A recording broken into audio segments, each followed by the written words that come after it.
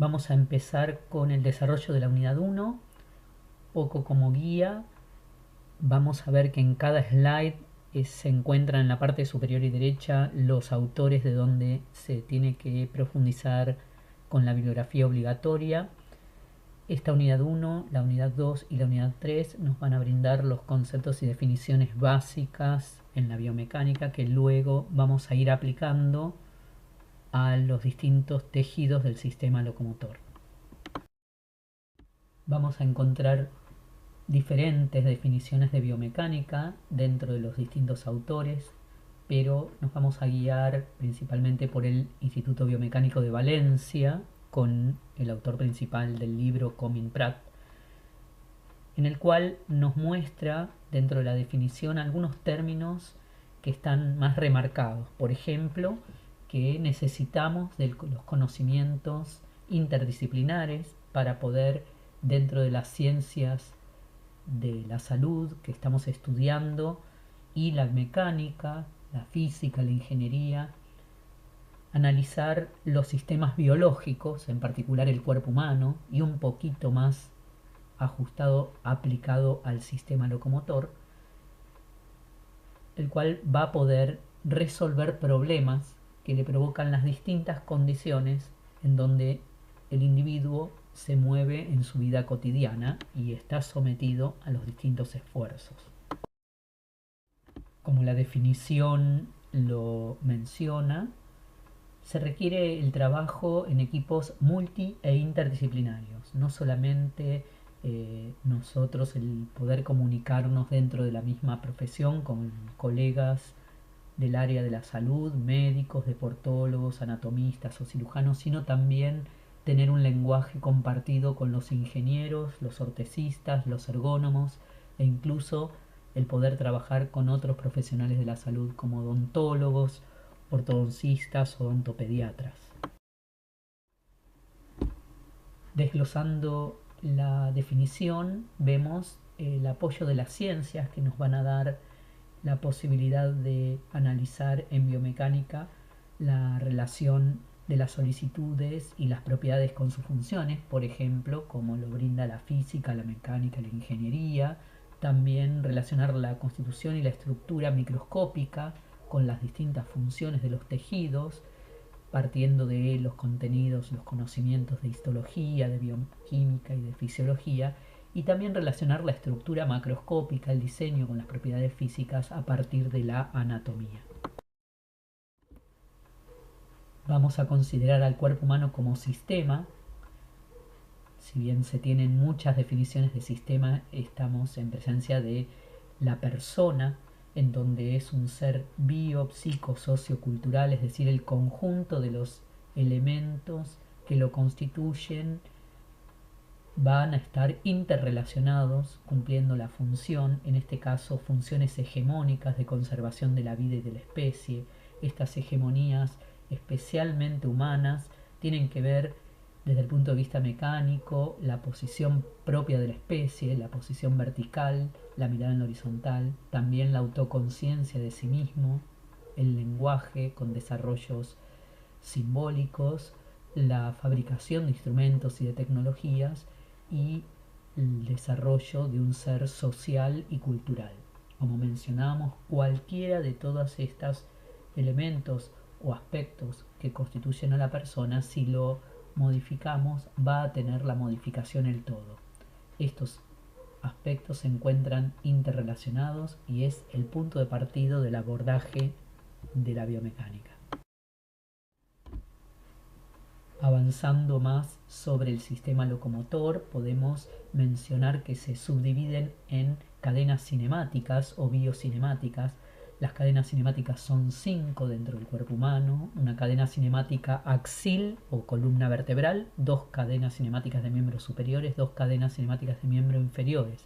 Se definen a cadenas cinemáticas como la sucesión de unidades biomecánicas y eslabones óseos que se interrelacionen para cumplir con una función, un objetivo.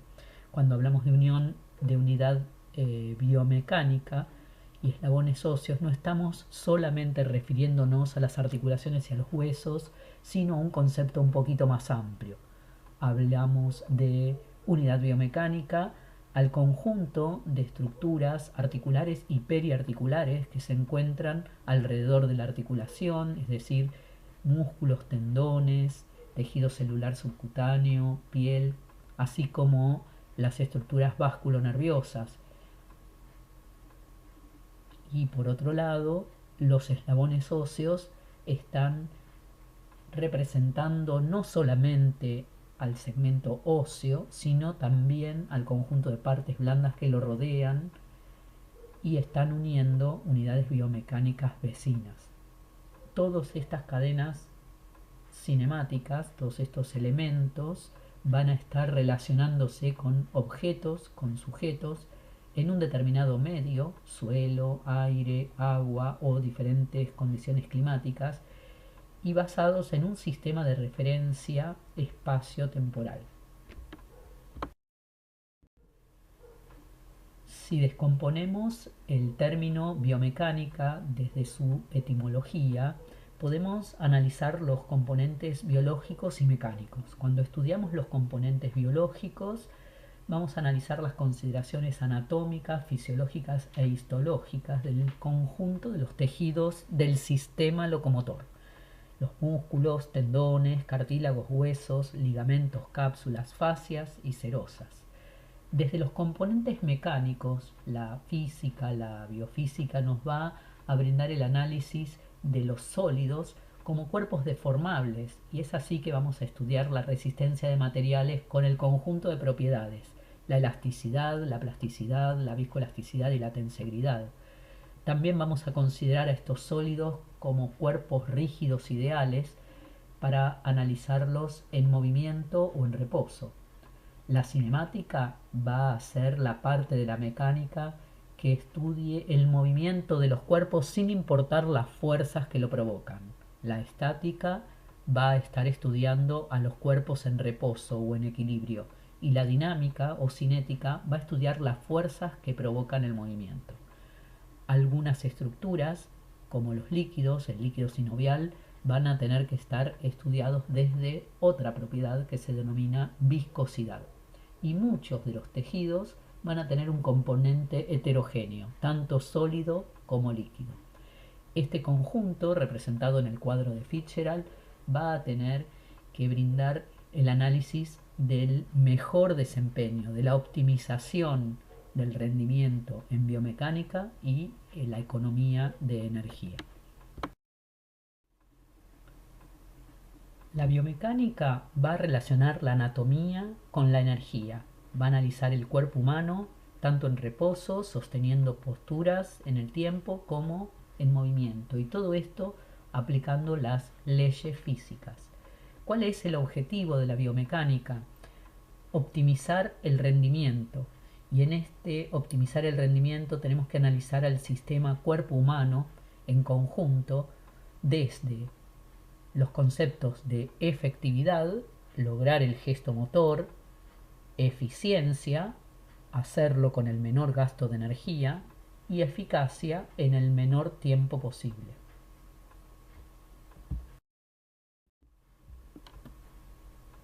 Las áreas de aplicación de la biomecánica, según el Instituto Biomecánico de Valencia, son principalmente la ingeniería y la bioingeniería, para nosotros la medicina, las ciencias de la salud, aplicado como biomecánica clínica, en deportes, en alto rendimiento, en la biomecánica aeroespacial, analizando las respuestas relacionadas con las fuerzas gravitatorias, y en ergonomía, en el área laboral, en la actividad de la vida diaria, en recreación, en las actividades artísticas, las actividades de esparcimiento y ocio. Todas estas áreas van a ser partes de la aplicación de la biomecánica. Nosotros vamos a hacer hincapié en el área de la salud. Según el autor Miralles, la biomecánica clínica es el análisis formal y cuantitativo de las relaciones entre estructura y función de los tejidos vivos. En particular, nosotros lo vamos a aplicar a los tejidos del sistema locomotor. y la aplicación de los resultados en el ser humano sano y enfermo. Para nosotros, en este primer paso de la biomecánica, vamos a estar analizando el ser humano sano, es decir, la biomecánica normal. Más adelante en la carrera, seguramente con otras asignaturas, van a ir profundizando en las distintas patologías y ver la patomecánica. En el área de la biomecánica deportiva se va a también registrar, medir, cuantificar, analizar al cuerpo de los deportistas, los atletas, durante la ejecución de los gestos deportivos. También se van a analizar los implementos, considerando a las leyes de la mecánica y a las características del sistema locomotor para poder mejorar y optimizar el rendimiento, disminuyendo los riesgos de la lesión. Es así que en la biomecánica deportiva uno puede aplicar los principios estudiados para lograr un mejor rendimiento deportivo, para optimizar el equipamiento, para la fase de aprendizaje, las metodologías en educación física y también para optimizar la técnica deportiva. En el área de la biomecánica ocupacional o laboral, la aplicación tanto de las ciencias de la biología y de la ingeniería van a trabajar para asegurar que el hombre y el trabajo se genere en una óptima adaptación mutua con el fin de mejorar de nuevo el rendimiento y contribuir al bienestar. Hay un conjunto de nociones y conceptos que se vienen repitiendo tanto desde las definiciones de biomecánica clínica, la deportiva y la de la laboral u ocupacional, y es la optimización del rendimiento, la relación del hombre con el entorno y la base de las ciencias biológicas y de la ingeniería. Si nos remitimos a un poco de historia de la biomecánica, podemos ver que en cada etapa, desde la antigüedad hasta el actual siglo XXI, se fueron desarrollando diferentes conceptos.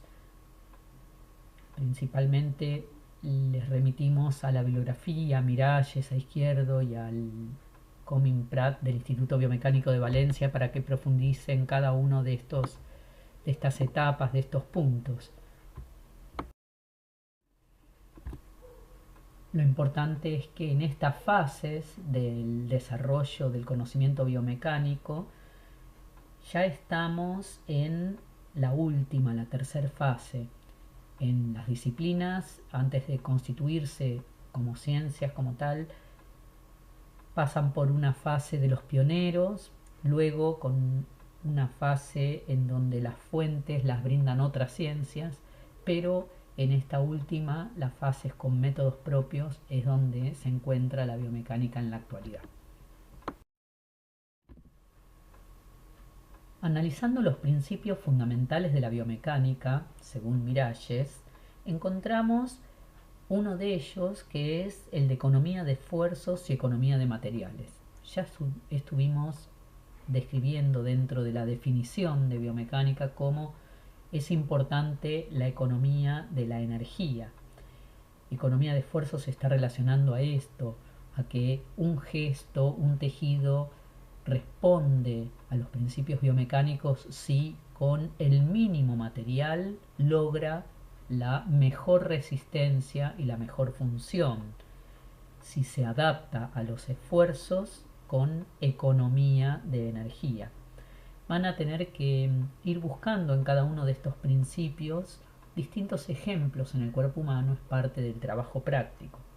Otro de los principios es un segmento compensal vecino. Uno puede pensar al sistema del cuerpo humano en su totalidad y analizar que frente, por ejemplo, a un acortamiento de un miembro inferior, va a haber una compensación en la inclinación pélvica y una inclinación también en sentido contrario de la columna lumbar, así como por ejemplo también se puede pensar en el plano sagital que ante el aumento de la curvatura de una lordosis lumbar puede estar siendo compensación o compensada por un aumento de la cifosis dorsal. Diferentes segmentos compensan al vecino y va a haber muchos ejemplos para poder ilustrar este principio. Otro principio de los movimientos integrados en cadenas ya los estuvimos mencionando cuando describimos las cadenas cinemáticas. Se van a integrar relacionándose como un todo dentro de la misma cadena para poder cumplir la función. El principio del equilibrio es que van las fuerzas a tratar de sumarse para lograr un equilibrio de manera tal que el cuerpo también esté en la menor gasto de energía y también se logre este equilibrio o posición de reposo. Otro de los principios se relaciona con el concepto de estado de pretensión.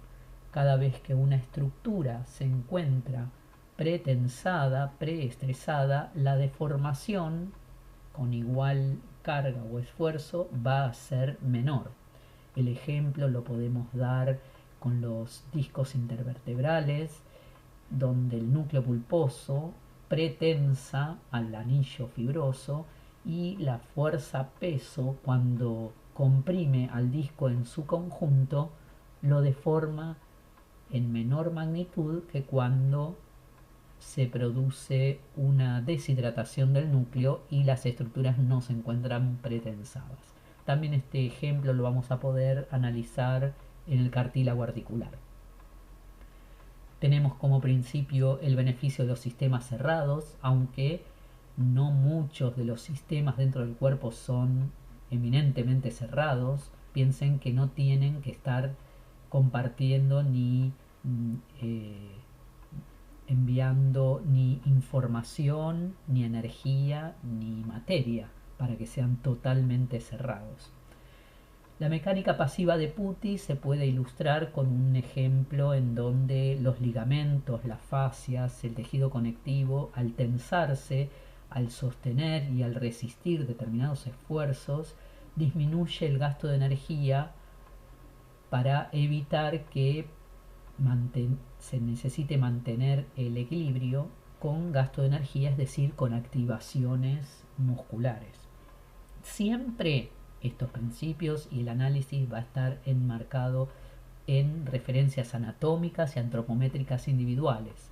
Y por último, vamos a ver el principio de los efectos acumulativos, que lo vamos a explicar casi al final de esta clase.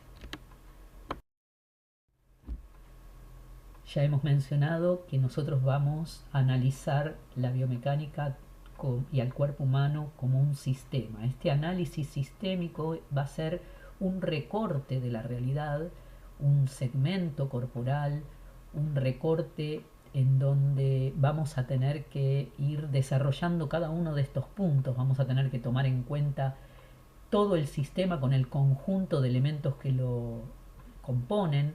Pensemos que si hay algún elemento que si se modifica nos va a modificar el todo, es parte de ese sistema.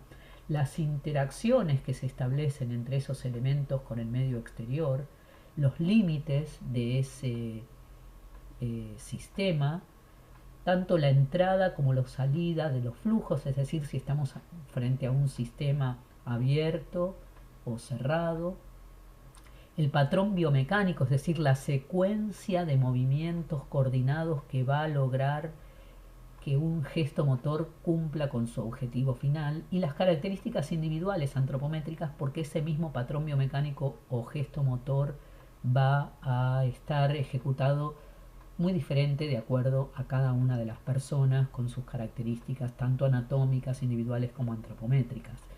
Todo este análisis, tanto de estructura como función, tiene que tener un marco de referencia espacio-temporal.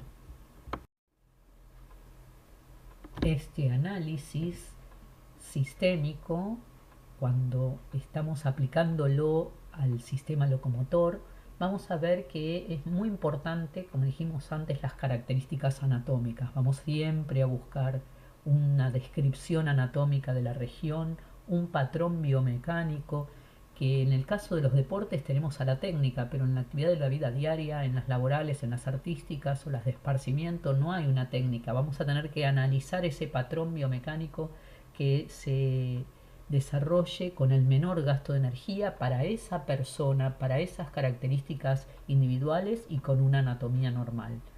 Dentro del sistema locomotor, que estamos analizando a todo este sistema musculoesquelético, sabemos que va a tener una relación de función sensitivo-motora para poder ajustarse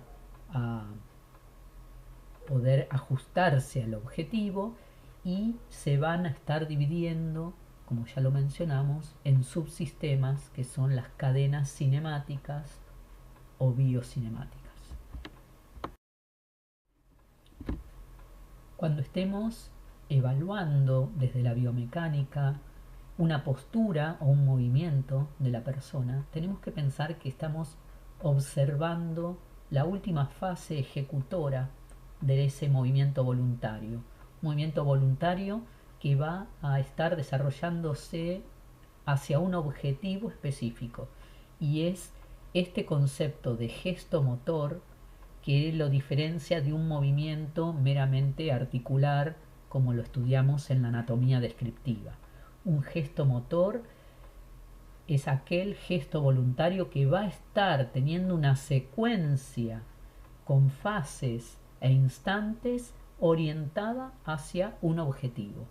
Esta secuencia, fases e instantes van a tener que definirse previamente para poder analizar si dentro de determinado sistema de referencia, es decir, con ciertos elementos de orientación externos al cuerpo humano, la pared, el suelo, determinadas referencias del centro de gravedad, por ejemplo, con respecto a cierto punto inicial del movimiento, o elementos de orientación internos, es decir, los planos y ejes convencionales, aquellos que hemos estudiado en anatomía, por el cual sabemos que determinado sistema de referencia, la posición articular se encuentra en 0 grados, en 90 grados o con determinado movimiento.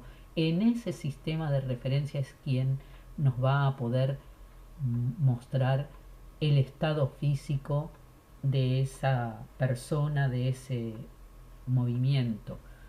O se encuentra en reposo, en equilibrio y se están sosteniendo posturas, o se está realizando un movimiento que es la sucesión de cambios de posición en función del tiempo. Sea el reposo o el movimiento, van a ir estudiando las distintas partes de la mecánica. Si está en reposo, lo estudia la estática. Si está en movimiento, lo estudia la dinámica.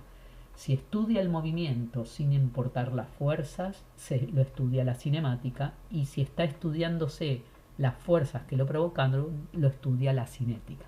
Este conjunto de estudios mecánicos se van a hacer aplicando las leyes de Newton, las leyes básicas de la mecánica, que es la ley de inercia, la de masa y la de acción y reacción, que ya se van a ver también en la unidad 2. Para que se puedan cumplir las leyes básicas de la mecánica, las leyes de Newton, y que pueda tener condiciones para la existencia del movimiento, tenemos que primero definir ese sistema, ese recorte de la realidad, ese objeto en movimiento. Un objeto puede ser un segmento del cuerpo humano, todo el cuerpo humano tomado como sistema, un elemento o objeto externo al cuerpo. En definitiva, objeto es una cantidad de materia, una masa, que va a poder estar relacionándose con un medio, suelo, aire, agua, el clima, las variaciones del clima, las variaciones de la acción de la gravedad, la altura, la nieve, y que va a tener que estar analizándose de acuerdo a determinado sistema de referencia espacio-temporal. Ese sistema físico definido con todo el conjunto de elementos que lo integran va a poder analizarse según su estado físico en reposo o en movimiento, aplicando entonces las magnitudes físicas, que sería todo aquello que puede medirse. Vamos a utilizar el Sistema Internacional de Unidades para esas magnitudes físicas.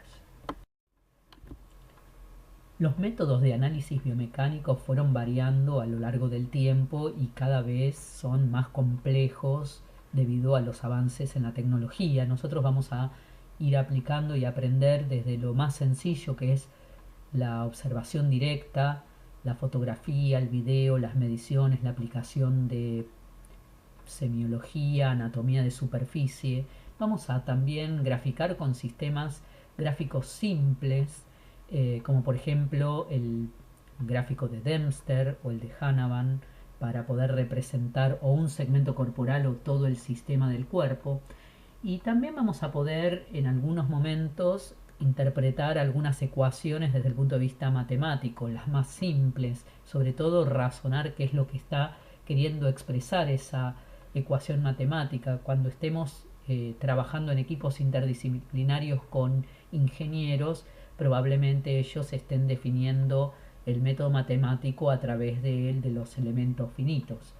Vamos a poder utilizar algunos métodos computarizados simples de acceso gratuito como el Kinovea, y se va a poder analizar también en el laboratorio de biomecánica de la cátedra la aplicación de softwares y equipos un poquito más complejos como el que se está viendo en las imágenes de electromiografía de superficies, acelerómetros o plataformas de baropodometrías o de estabilometrías, mejor dicho.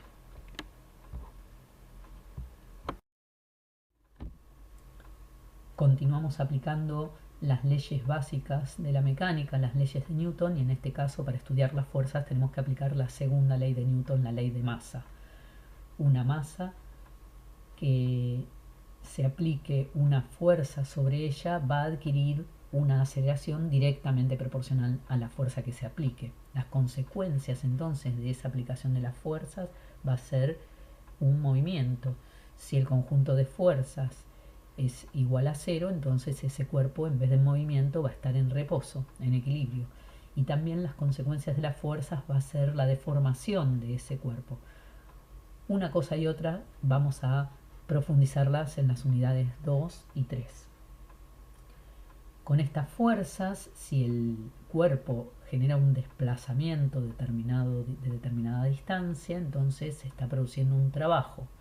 Y llegamos entonces a esta definición de trabajo en donde se iguala fuerza por la distancia, es decir, que se requiere un aporte calórico y un gasto energético. Esta energía o capacidad de realizar un trabajo está estudiada en la biomecánica desde los conceptos de la economía, del menor gasto de energía para cumplir con el objetivo del gesto. Y es por eso que también vamos a estudiar las leyes de conservación de la energía. Avanzando ya para la unidad 2 y 3, vamos a iniciar el estudio de la resistencia de los materiales biológicos, de los tejidos del sistema locomotor.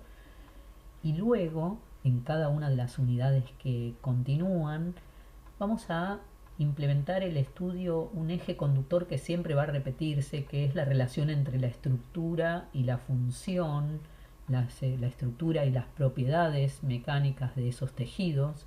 Vamos a ver cómo están sometidos a solicitudes y esfuerzos dentro de un límite fisiológico, justamente para cumplir esa función, cómo va a llegar a un límite máximo, una tensión de falla. Esa tensión de falla puede estar provocando patología. Y también vamos a ver relacionado a las técnicas kinésicas, al límite de trabajo terapéutico en donde esos tejidos van a llegar a cierta tensión admisible. Esta relación de resistencia de materiales del sistema locomotor siempre va a estar visto con la base del principio de la economía. En este caso, en vez de economía de la energía, economía del material. Pero ¿qué significa resistencia final del material? ¿Qué significa la resistencia de los materiales? Aplicado en particular a los tejidos del cuerpo humano. A veces uno tiene el concepto en la vida cotidiana que un elemento rígido, duro, es resistente. Sin embargo, vamos a tener que analizar que la resistencia al material va a depender de tres factores. Primero, la carga que puede resistir antes de romperse. Por otro lado, la deformación que puede soportar antes de romperse y también la energía que es capaz de almacenar antes de romperse. Quiere decir que un tejido elástico, flexible, móvil, que se deforme y que pueda almacenar energía y no transmitírsela al vecino, al tejido vecino con otra compensación, y que soporte carga antes de romperse, van a ser los factores que definan a un material resistente. Uno de los principios de la biomecánica que habíamos dejado para esta última parte de la clase es el principio de la superposición de efectos mínimos o efecto acumulativo, como se menciona generalmente.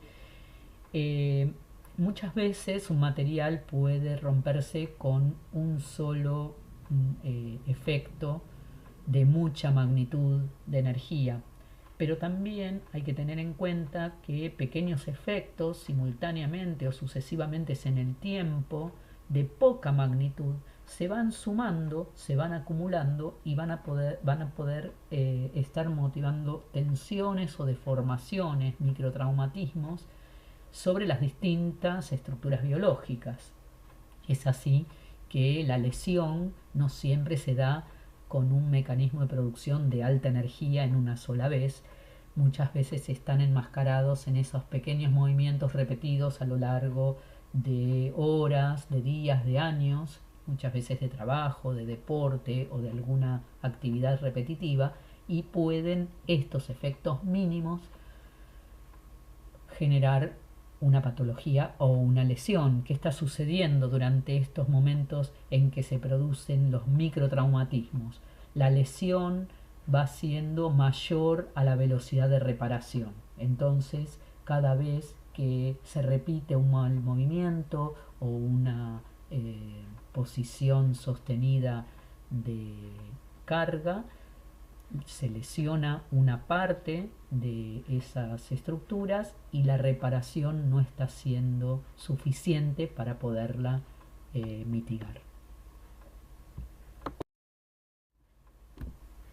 En muchas partes de los trabajos prácticos se van a pedir que se proponga algún gesto motor, recordar que no es un movimiento simple, sino una sucesión o una secuencia que se dirige a un objetivo. Y en este análisis del gesto motor se va a ir estudiando la cinemática dividida en osteo y artrocinemática, puntos que lo vamos a desarrollar más adelante, y la cinética, en particular la miocinética, que es la fuerza producida por los músculos con cada uno de estos ítems. Por ahora vamos a tratar que el análisis del gesto motor sea más simple y se apliquen los conceptos analizados o desarrollados en esta clase, que se sintetizan en el cuadro de la siguiente diapositiva.